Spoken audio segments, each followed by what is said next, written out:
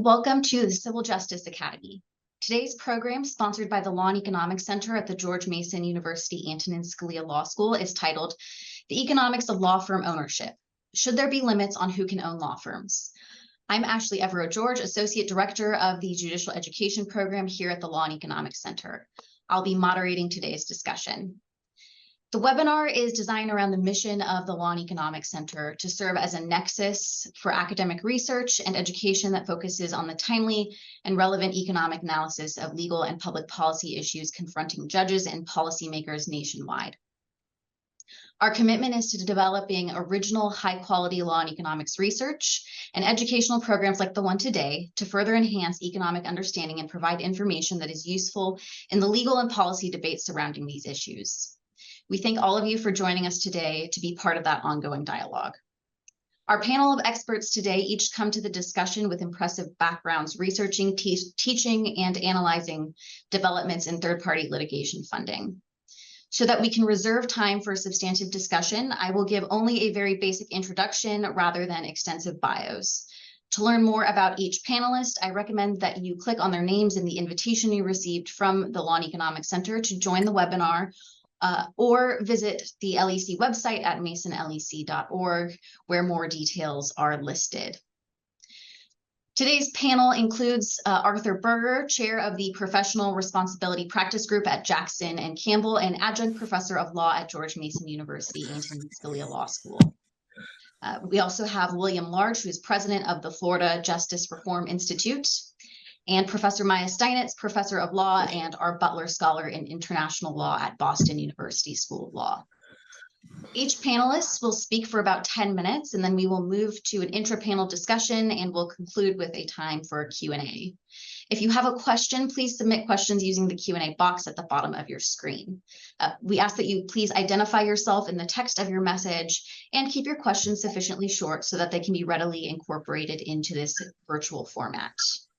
And with that, I will turn it over to Mr. Berger to get us started. Mr. Berger? Hi, can you hear me? Yes, we can hear you. Okay. For some reason, my picture didn't go on. I just kind of had a panicky couple of failures in joining on. So, hello. There are two reasons why the bar has traditionally prevented non-lawyers from having ownership, any ownership, partial or otherwise, in law firms. One of the reasons is a good reason, and one of the reasons is kind of a dumb reason.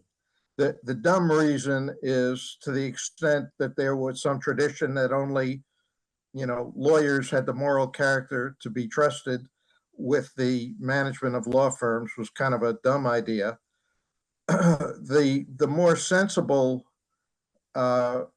reason for this prohibition, and it goes back way back to the initial ABA canons of ethics, which was first promulgated in 1908, is that because the ethics rules only have the ability to sanction members of the bar, and therefore bar discipline cannot touch non-lawyers.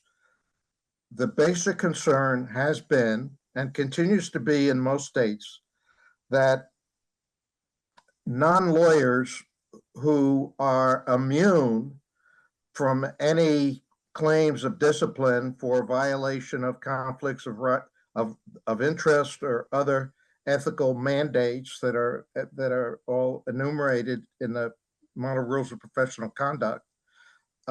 If those people were able to have influence as an owner, then this would be a negative influence on lawyers and interfere with the lawyers' exercise of independent professional judgment as it is framed, and tend to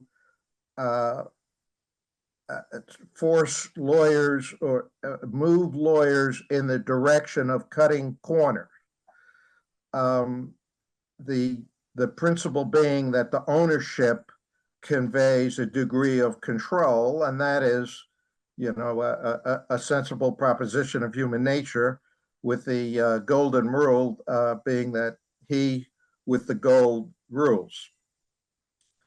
So the ABA ethics rules through the initial canons, then the Code of Professional Responsibility, and now the Model Rules of Professional Conduct in 5.4 preclude any ownership by non-lawyers in any law firm, and it also precludes any management authority within law firms to non-lawyers.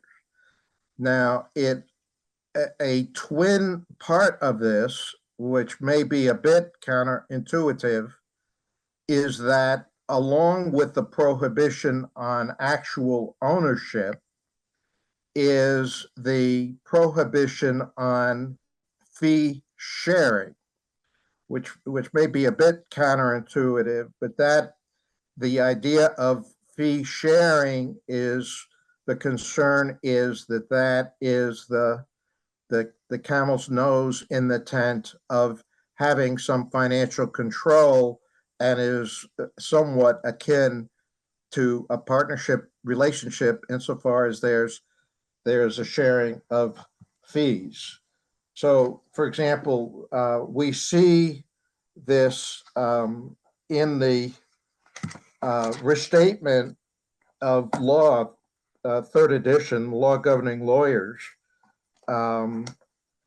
in section 10 of the restatement, and it says, here, the concern is that permitting such ownership or direction would induce or require lawyers to violate the mandates of the lawyer codes, such as by subjecting the lawyer to the goals and interests of the non-lawyer in ways adverse to the duties of a client.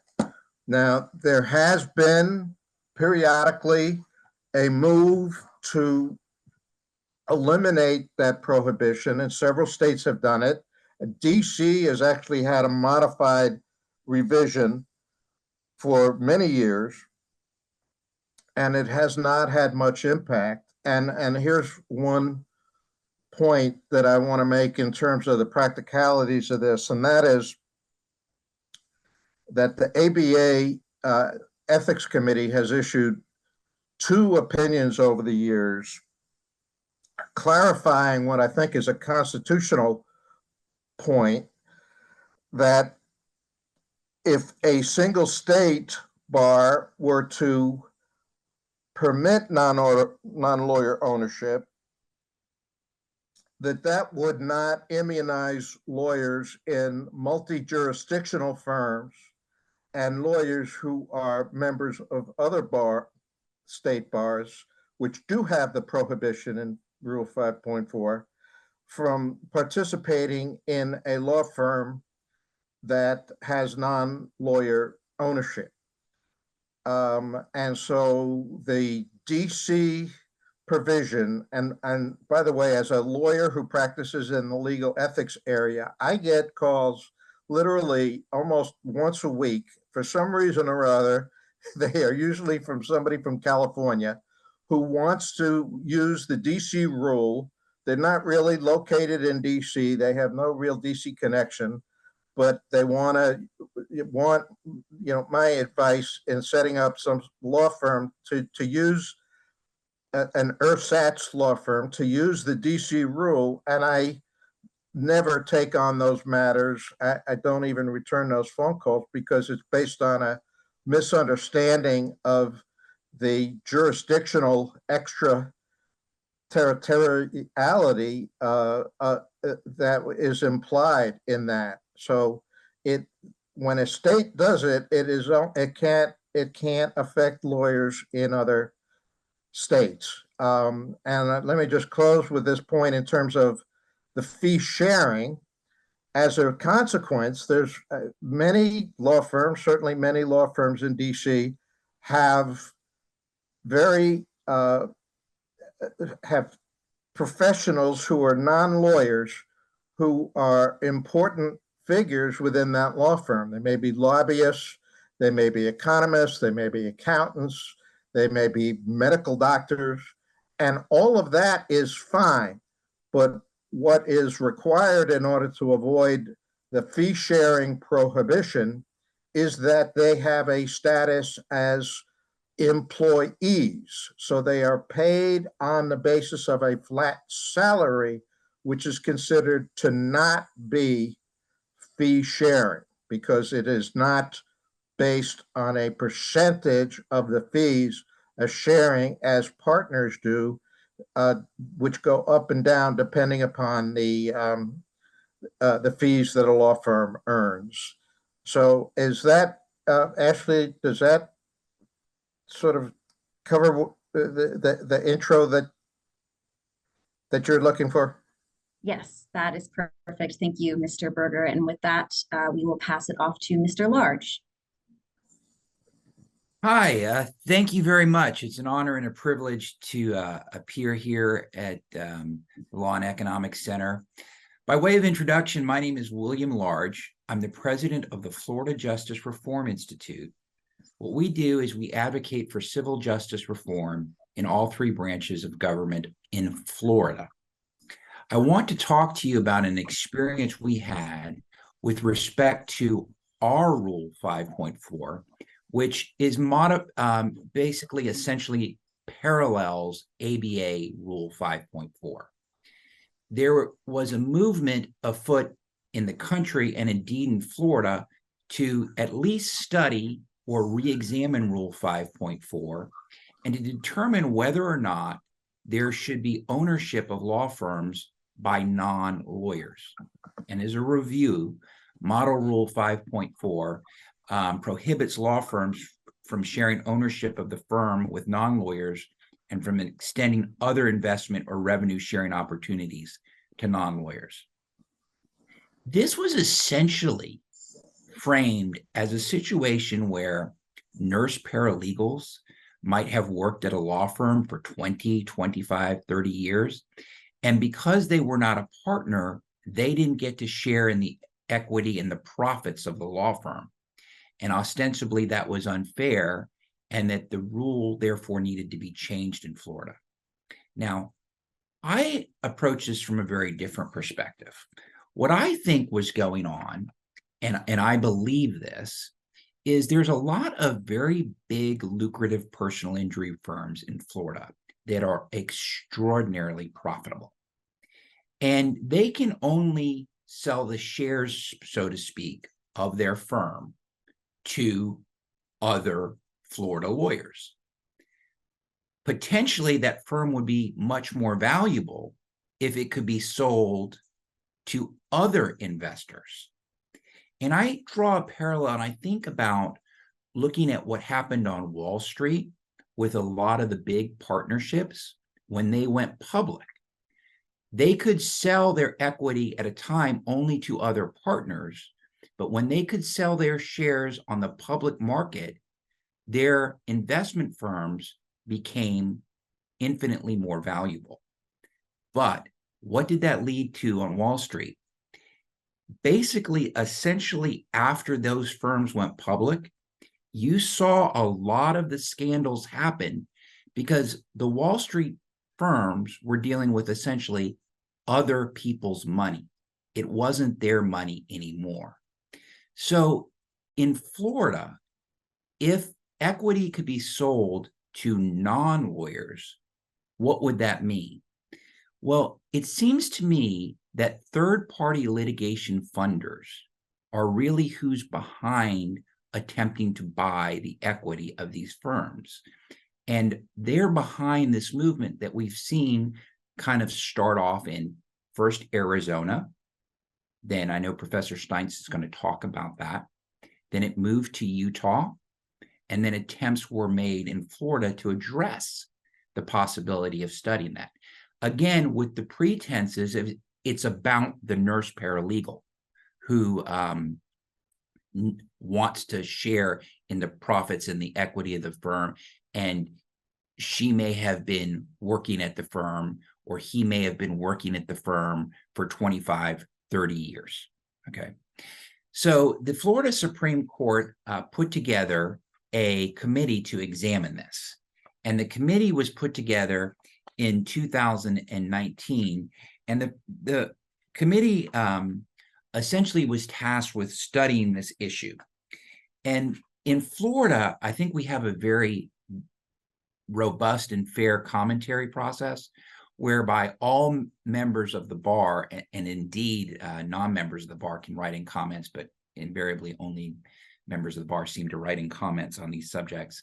So there was an invitation for members of the bar to comment on this. And this is where I got involved in this. I sent in a comment that was picked up by some other individual stakeholders, and then I subsequently wrote a paper on this subject.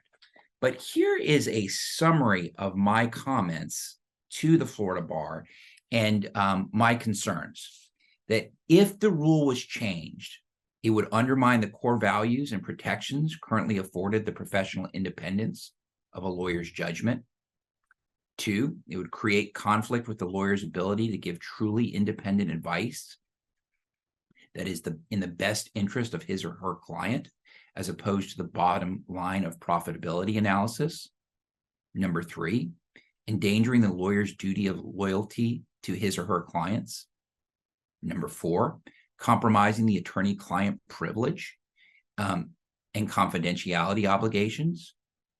5, shifting the focus away from providing quality legal services to clients to providing unsophisticated services at the lowest possible price. 6, causing a flood of non-regulated, non-lawyer entities who are not trained in or immersed in legal ethics into Florida to gain control over law practices and negatively impact the profession. And finally, creating a practice that is less protective of clients and more focused on the bottom line, resulting in law firms obligated to those with whom they split fees or permit an ownership interest in the law firm. Now, that is a summary of my lengthy comments to the bar. Now, several other attorneys wrote in comments. In fact, I would estimate this was one of the more hotly contested committees that the bar has. The Florida Supreme Court will put committees together all the time, and some of them only get a few comments. This got in hundreds of comments from lawyers from all across the state, from Pensacola to Key West and everywhere in between. So, for example, I'm just going to give another example of a comment that was provided by attorney Josh Chilson. Quote, "I'm troubled by the profound conflicts of interest the proposal would create between lawyers and the ethical obligations and non-lawyers that the court can't regulate, who are entirely driven by profits," end of quote. So that is probably a summary of about the theme and the zeitgeist of approximately 95% of the comments that went into the court. Now, ironically, the committee approved this after hearing this, but the Florida Supreme Court, okay, ended up rejecting the committee's findings despite all the comments that went in. Now, I am drawn to examples of what I saw not only just happening on Wall Street with private partnerships with respect to investment decisions that I think led to a lot of dangerous positions with respect to a whole host of investment opportunities that may have been driven because no longer was it the partnerships, it wasn't the partners' money anymore, it was other people's money. I'm driven to examples of third-party litigation funders. For example, the Ecuadorian litigation with Chevron. We now know that a lot of the decisions that were being driven in that case when there was opportunities for earlier settlement were actually not being driven by the lawyers in that case. Instead, they were being driven by the third-party litigation funders who were actually funding the case. Again and again, we see decisions where someone that has a financial interest in litigation may drive it in a certain way differently than the lawyers who have the case. In Florida, we have another problem with consumer lawsuit lending, for example. We have an injured plaintiff who has a very meritorious claim, by the way, who will sadly take a loan out on the value of that claim. And they might take a $20,000 loan for a claim that certainly is worth $100,000. They may think that they are going to settle that claim very shortly. Unfortunately, because of the length of time that lawsuits last, it might take 2 or 3 years to settle the case. Lo and behold, the loan on that case, okay, has a 40% interest rate, okay?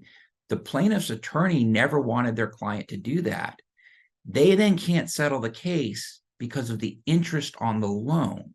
So I use that as yet another example of what happens and the decisions that are made when someone has a financial interest in litigation and how decision-making process is taken away from lawyers.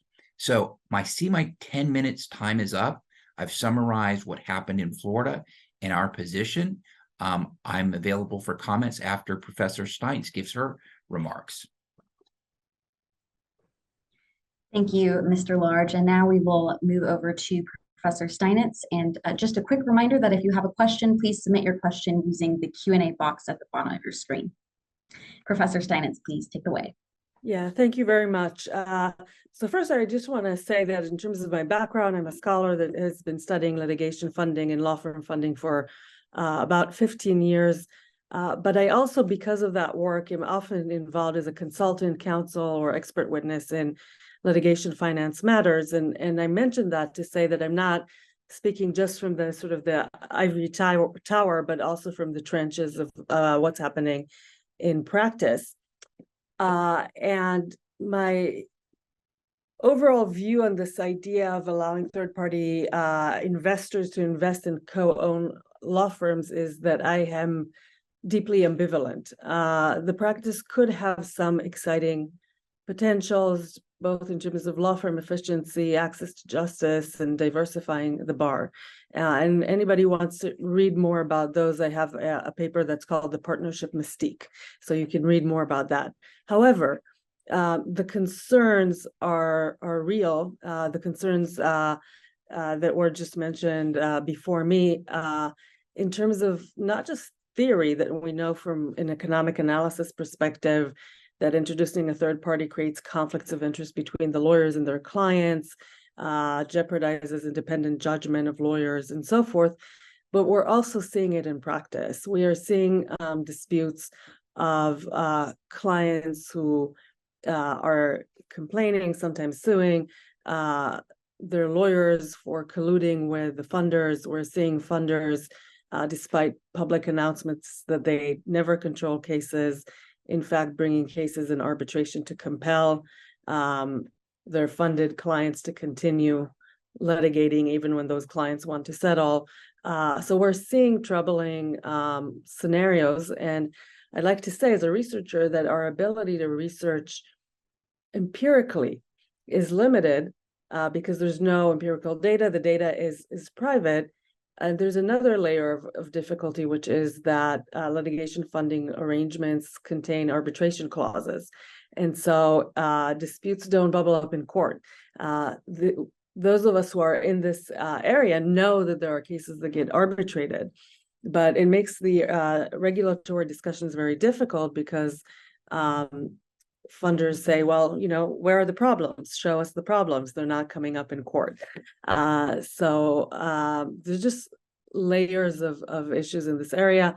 Descriptively, I agree that what's driving the push to allow third-party funding or non-lawyer ownership of law firms is that funders would rather directly own an equity stake in a law firm than they are interested in engaging in the funding of either single cases or portfolios of cases.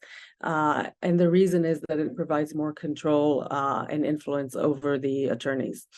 So couple of things that I want to suggest. One is to say there are some jurisdictions that have experience with allowing some forms of ownership, non-lawyer ownership in law firms in the US and abroad.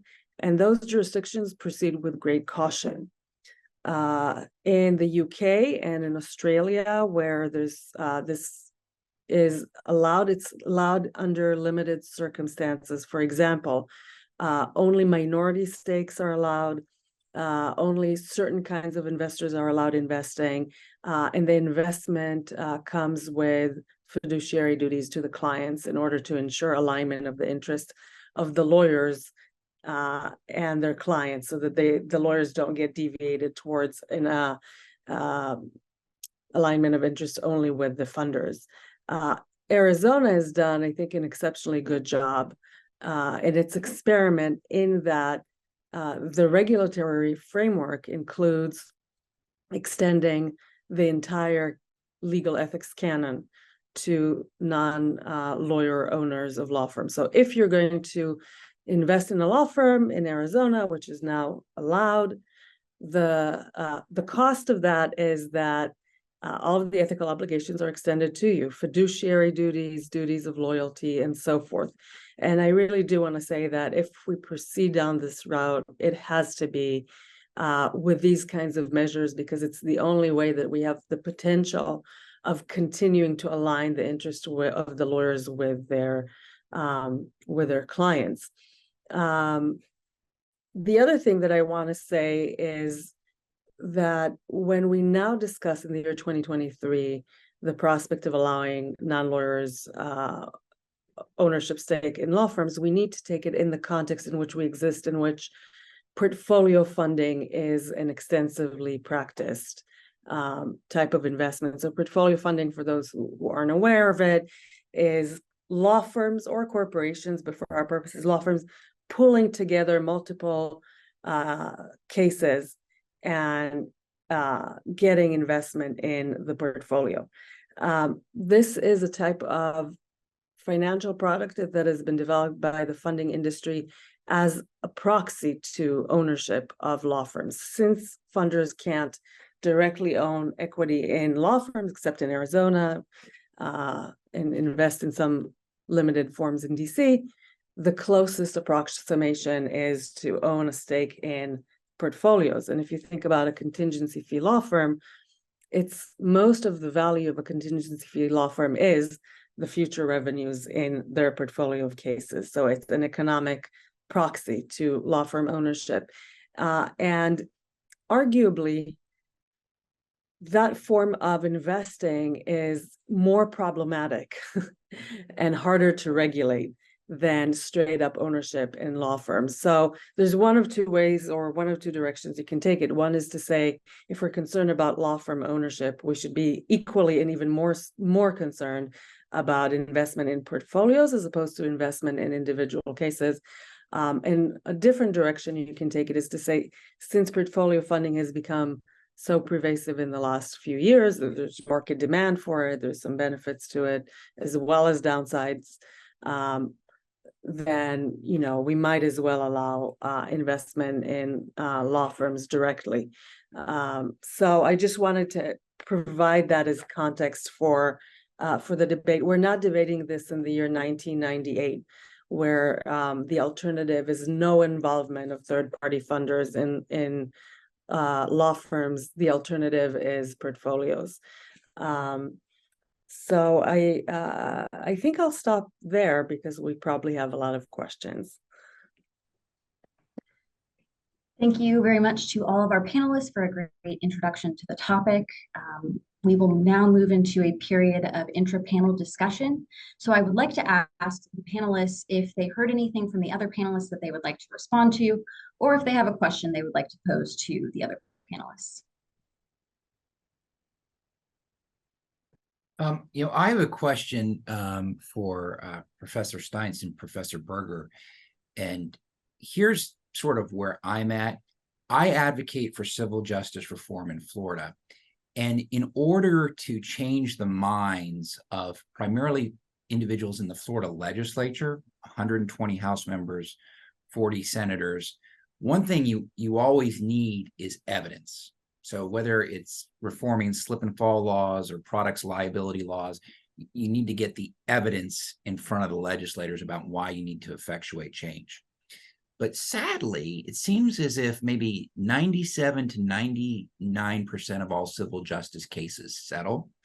So you need, the evidence comes from the 1% snapshot of those cases that actually try, and then from those cases that are appealed, and that you can easily research what happened on an underlying, we call it circuit court case, a trial court case in Florida. But it's sort of like you then miss the 99% of everything else that happened, even though I have a firm belief that it's happening.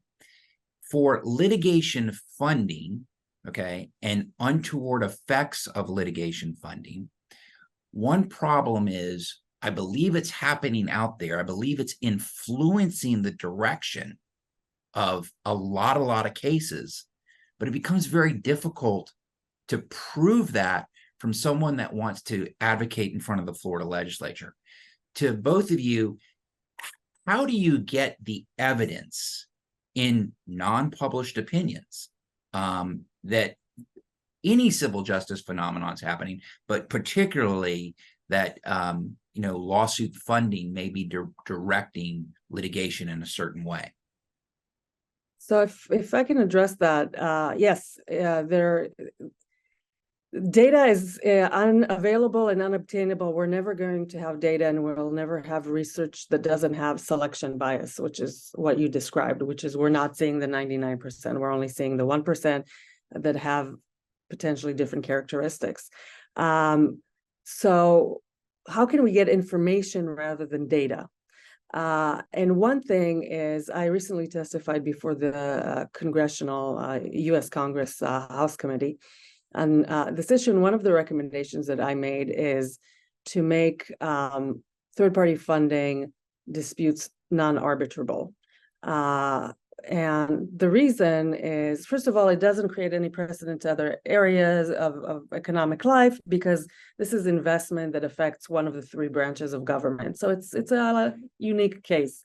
We recently amended the Federal Arbitration Act regarding sexual harassment cases to say that they're non-arbitrable. So we can make very, surgical exceptions to arbitrability. Then we'll have more information about these disputes. And the way that we can validly analyze them as researchers, even though we don't have data and data sets, is we can say we have economic models. We know how to model things.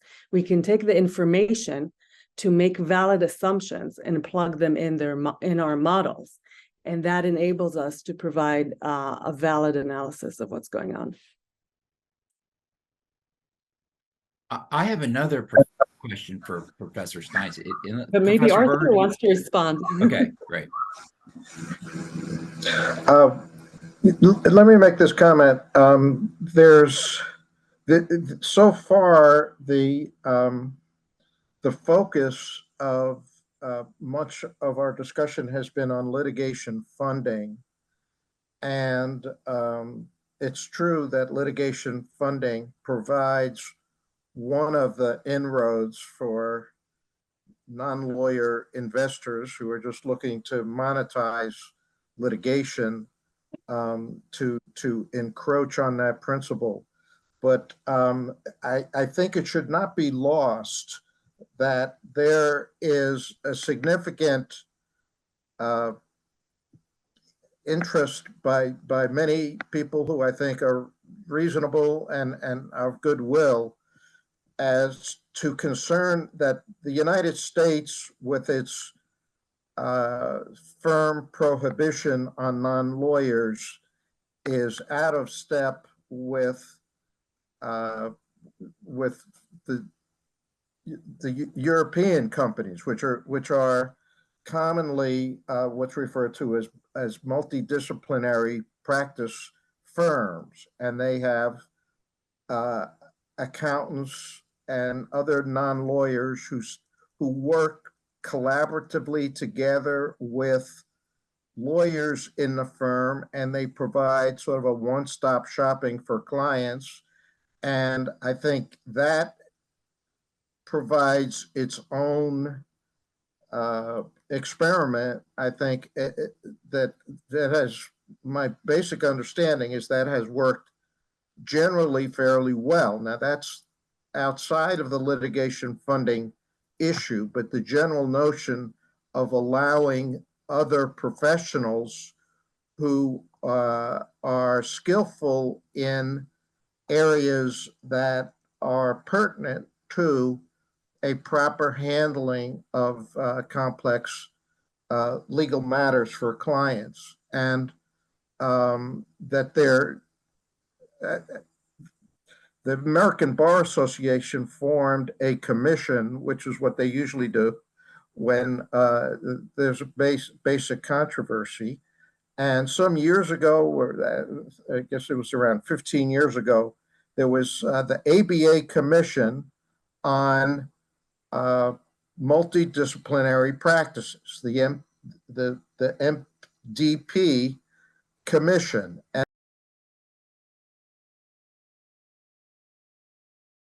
And they issued a report, and Mr. Large, you may want to look at that report, because I'm sure that they did a pretty sweeping analysis.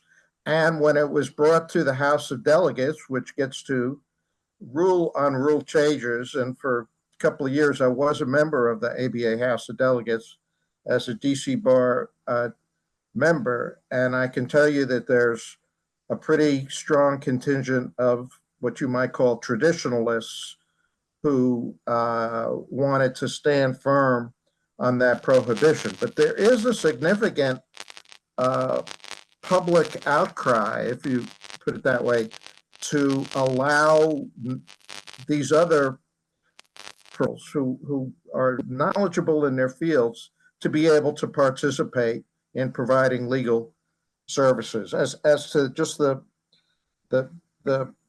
litigation funding, I think that can be contracted. I think a lawyer can try to limit those agreements so that it does not interfere with the independence of the lawyer. If I can respond, I'm not aware of any jurisdiction other than Australia and the UK in which non-lawyer ownership of law firms is allowed. And in Australia and the UK, again, it's very qualified and heavily regulated. So I'd be very interested to hear it, but I'm not aware that that's allowed in Europe. And I do follow what's going on there and their legal changes and the directives that the EU now has recently passed and so forth. But I do want to say that I think we should distinguish multidisciplinary practice from ownership and fee sharing. I agree that we should liberalize the profession and allow multidisciplinary practice, and that can be done by allowing other professionals to be employees as opposed to owners, and they can be compensated in ways that align their incentives with the profitability of a law firm. They can be given there's different formulas where you can peg the bonuses and other incentives to the profitability of the firm. So there's ways of doing that and allowing lawyers to practice with non-lawyers, which I also agree makes a lot of sense. Actually, I have another question for Professor Steinitz. Professor Steinitz, the big laboratory for the United States of America now would essentially be Arizona. Right. What happened there since 2020? Is there any data that's come in that there's adverse effects of this? And also, what is the Arizona's bar's reaction to this? Because in Florida, the Florida bar members by about 95% were vehemently opposed to this. And so what are the members of the Arizona bar saying? Is there any judicial studies in Arizona? What is your research shown? There is no empirical research yet on what's going on in Arizona. Last I was informed, which is about a year ago, my understanding was that there's only about 25 law firms that have availed themselves of the opportunity now available in Arizona, which is sort of interesting that there isn't the gold rush that one might have expected. That's too small, by the way, to be a data set that you can really empirically crunch, but we don't have yet data, certainly not analysis of the data. There's probably anecdotes, which are important. You know, we need to be careful about anecdotes, but they can be interesting. But they've not been analyzed in a scholarly fashion yet. So maybe the Law and Economics Center will want to do a panel on that at some point and bring some Arizona lawyers.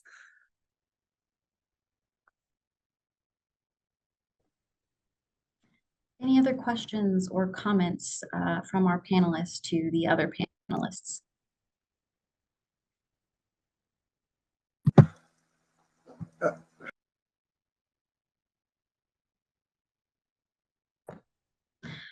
Okay, well, with that, we will move on to audience Q&A. We do have one question from the audience from Paul Payton, Dean of Law at Chapman University.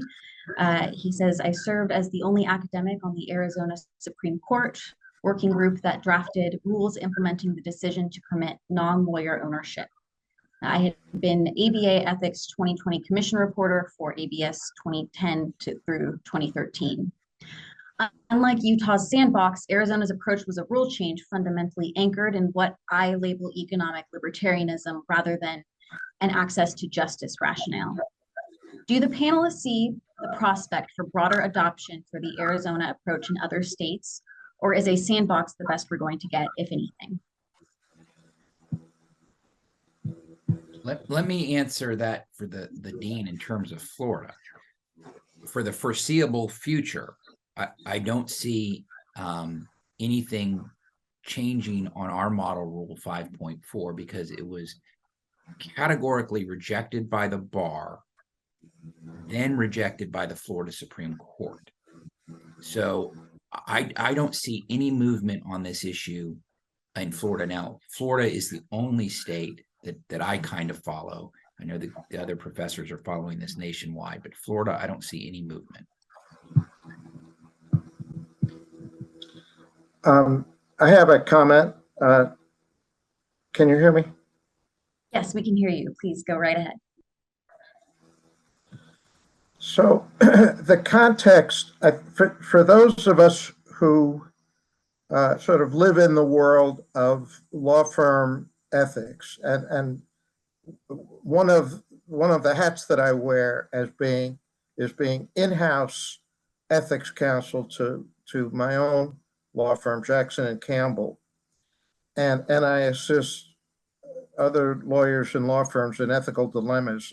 And what I can tell you as a genuine reality is that what it takes in order for a law firm to be able to comply with ethical mandates day in and day out is a culture in which the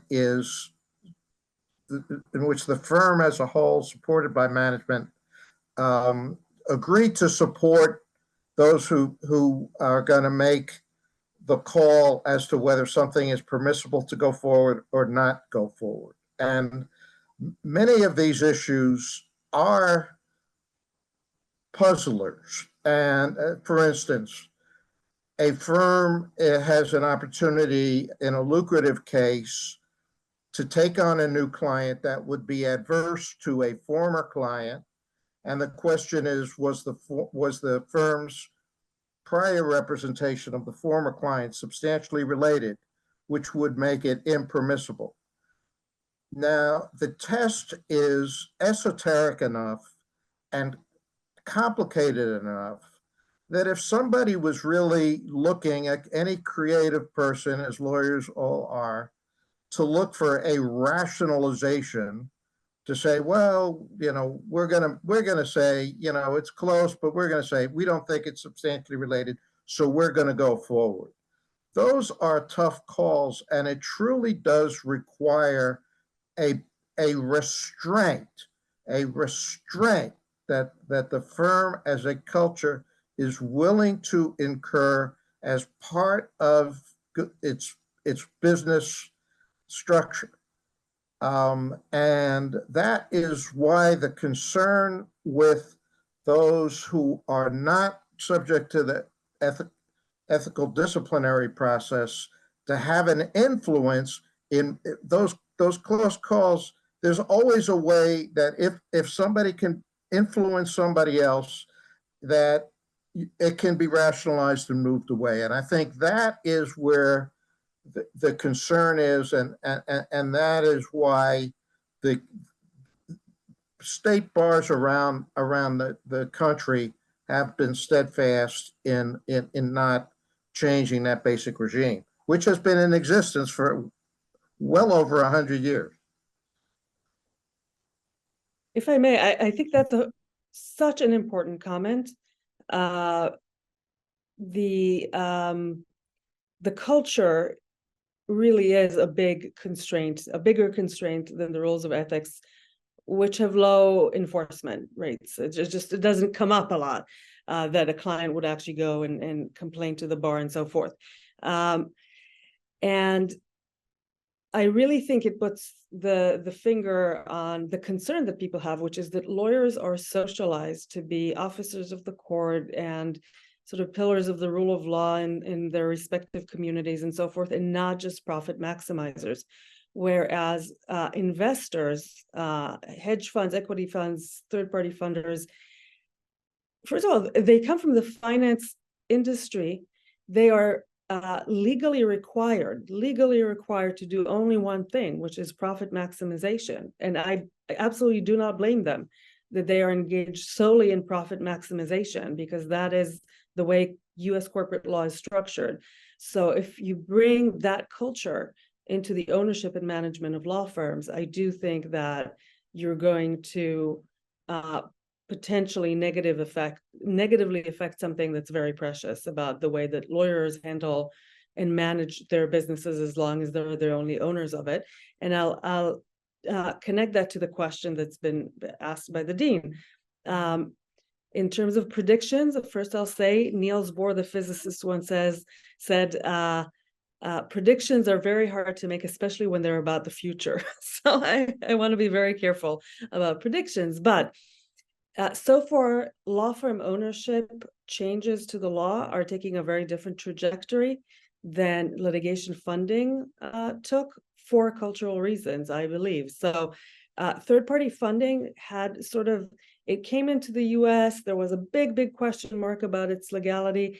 And when the New York Bar, New York law firms, and the ABA decided to at least look the other way, or potentially say, as long as you're following legal ethics, it's fine, that opened the floodgates nationally. And what's happening with law firm ownership is Arizona kind of took the lead, and Utah to a more limited extent.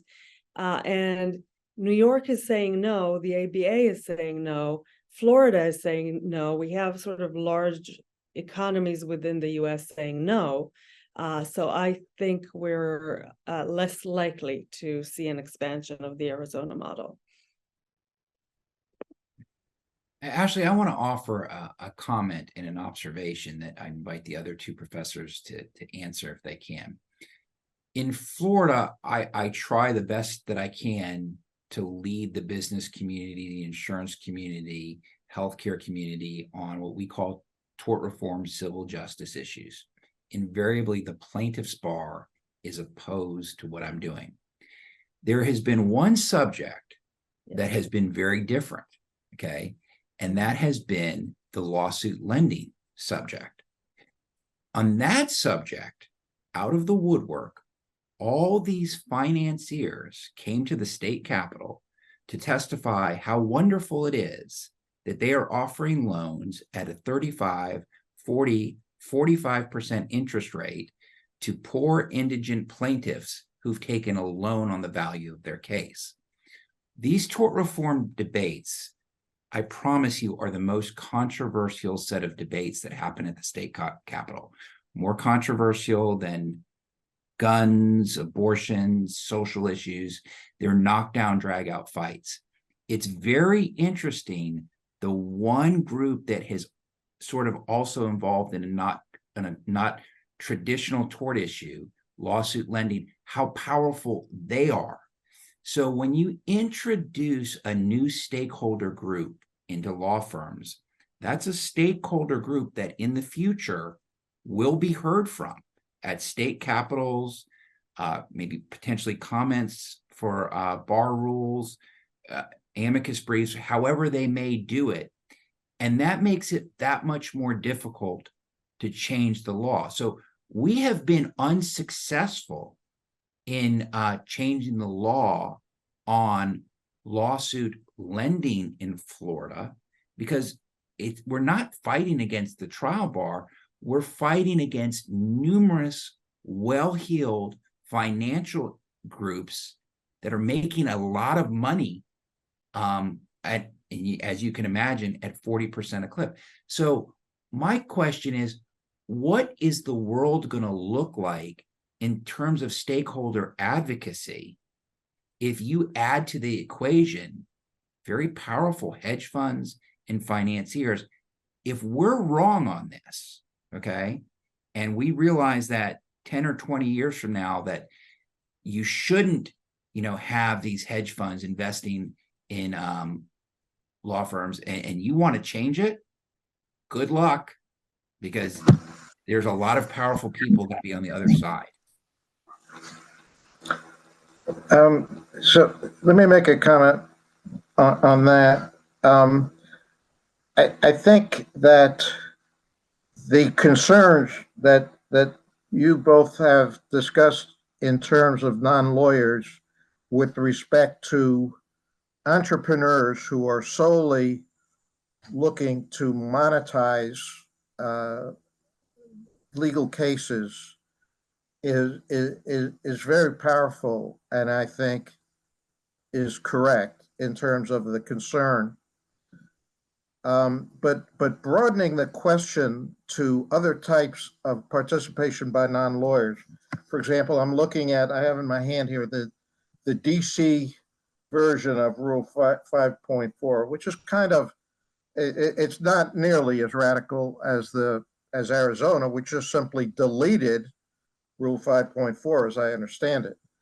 Under the DC rule, which has been in existence for quite some time, a lawyer can form a partnership with an individual non-lawyer who performs professional services which assists the organization in providing legal services to clients. And one of the conditions is that the lawyers in the firm agree to take managerial responsibility under Rule 5.1 for those non-lawyers. So these are not simply investors. This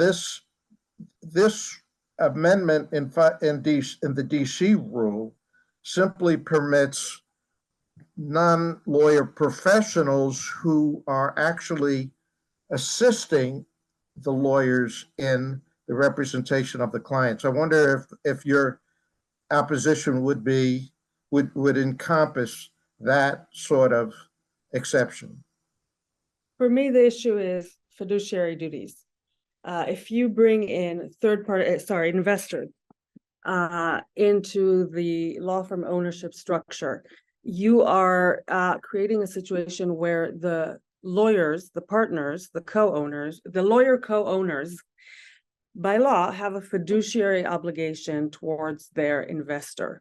And then they have conflicting fiduciary duties. They have legal ethics, fiduciary duties to the clients, and fiduciary duties to maximize profit and only maximize profit. And that's their fiduciary duty to the investors. The only way that doesn't become catastrophical for clients, be they plaintiff or defendants, by the way, because the investment, third-party investment community is citing very high numbers of penetration into the defense bar in the American, mega firms. the only way that you prevent lawyers from having a fiduciary duty to do nothing but maximize profit for their investors under existing corporate law in all 50 states is to say that if you invest in a law firm, you are understanding and accepting that you have a fiduciary duty to the clients in order to keep the alignment. There's no other way to do that. I'll pause there. Yeah, I agree with Professor Steinitz on her answer there, yes. If I may, then I want to just make a comment on the cultural point that Arthur made that's so important. I was recently at an academic conference where two empirical papers were presented, and they happened to be juxtaposed one next to each other by complete happenstance. And one had a finding that when you impose fee caps on consumer funders, they find other ways, they find workarounds to keep their returns the same as they were before the fee caps. The other paper, which was not empirical, but it used sort of information as opposed to data, qualitative interviews of lawyers in Texas. They found that when law firms who sometimes advance funding to their clients, consumer clients, so that they can subsist while they have their lawsuit pending, which apparently in Texas is allowed, unlike in other states. The lawyers take either no interest or very low interest. And I think that the reason for that is cultural. Lawyers are not seeking to profit by providing high interest loans to their clients. They're seeking to profit by providing legal services.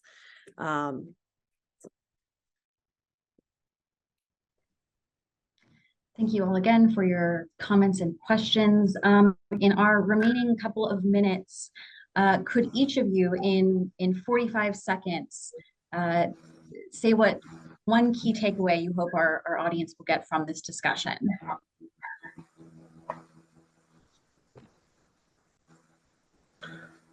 I'll say one takeaway is that given the nature of legal practice today, in which there are so many law firms in which lawyers, which include lawyers who are licensed in more than one state, I think that what Arizona did and even what DC did, I think is going to have much less impact on the profession than those who push for those changes expected them to have, because of the limited effect of those rule changes and the absence of extraterritorial impact that it has on other states. So I think that's one of the reasons why there's kind of been not a big uproar about what happened in Arizona. Go ahead. My quick 45-second observation is how difficult it is to change the law when a huge part of a stakeholder group is vehemently opposed to this.